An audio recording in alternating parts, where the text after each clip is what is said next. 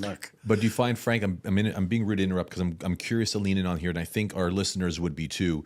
Do you feel like as you achieved greater success and as you matured, I wouldn't say dare getting older because you're actually in better shape than me, but as you got more mature, you valued different things differently. Would you agree? Yeah, I was exposed to different situations, right? This usually you are what you're exposed to, right? And sometimes, we might miss an opportunity, right? We might, or it's very difficult for a small company to say, gee, I'm going to share the profits, right? Because you don't make that much, right? So it's but it was an example, right, which I just, when I started to reason and said, look, do I come up with a better solution? So the very key is if we let workers participate, right, you trigger an energy of under proportions, okay? Because they're on the front line. They know, they can see things. And it comes down a company which could make a better product for a better price. Will have could be the largest company, but I did not let them, I had an association with small companies. Well, let me pause you there because you covered the monopoly conversation. I think you were very good at exercising your influence for accountability. That's what I've learned. You were also very sympathetic. Even when I look at this advanced copy of the Canadian Economic Charter of Rights and Responsibilities, you wrote in here that there's a vision you have for a minimum standard of economic freedom.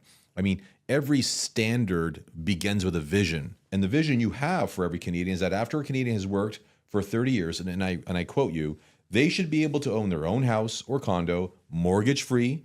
They should have at least $300,000 in savings to supplement their pensions so that they can choose their own road to happiness during their retirement years.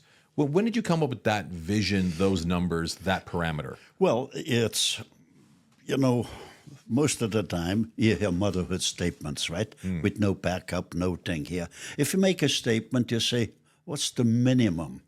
Okay, call it, what's the minimum standards we should have, right?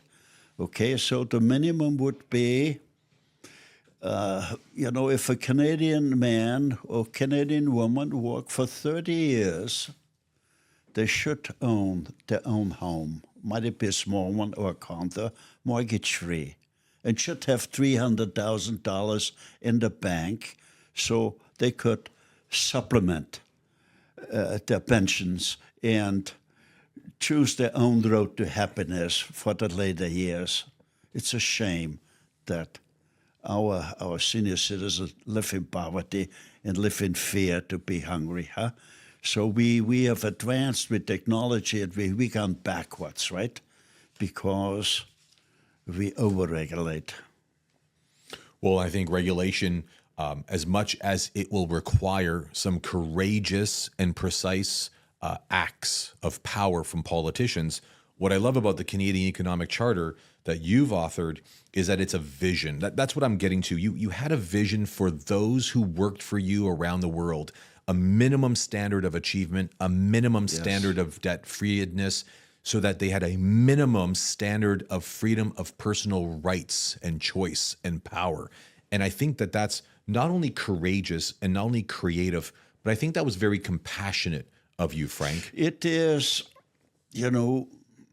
luckily, most people are born with a conscience, right? Where some, if you don't do things right, it bothers you, okay?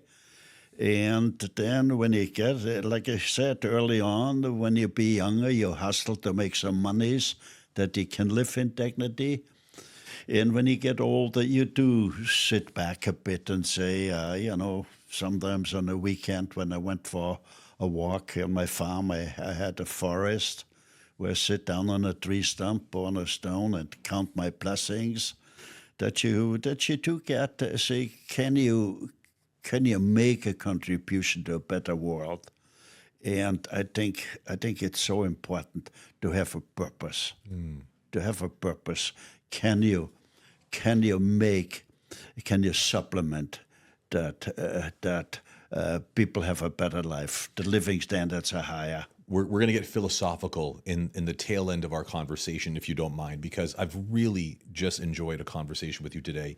You hit two really important terms, conscience, and you hit purpose. And these are both very large conversations for anybody at any age or stage in their life.